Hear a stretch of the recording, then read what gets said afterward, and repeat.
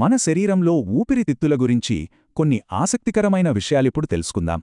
ఒక రోజులో మనం సుమారు 20,000 సార్లు గాలి పీలుస్తాం, అది మనకి తెలియకుండానే. ఈ ఊపిరితిత్తులు మన శరీరాన్ని నడిపించే ఒక ఇంజిన్ లాంటివి. మరి అవి ఏం చేస్తాయో చూద్దామా? వాటి పని సింపుల్. ఆక్సిజన్ని లోపలికి తీసుకుని కార్బన్ డయాక్సైడ్ని బయటకు పంపడం.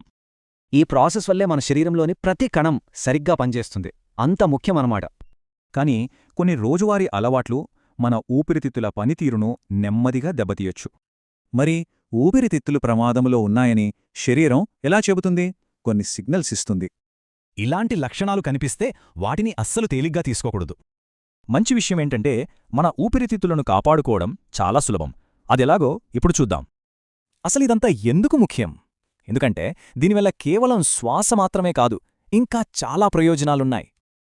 ఊపిరితిత్తులు ఆరోగ్యంగా ఉంటే ఈ 3 అద్భుతమైన లాభాలు జీవితాంతం మన సొంతం.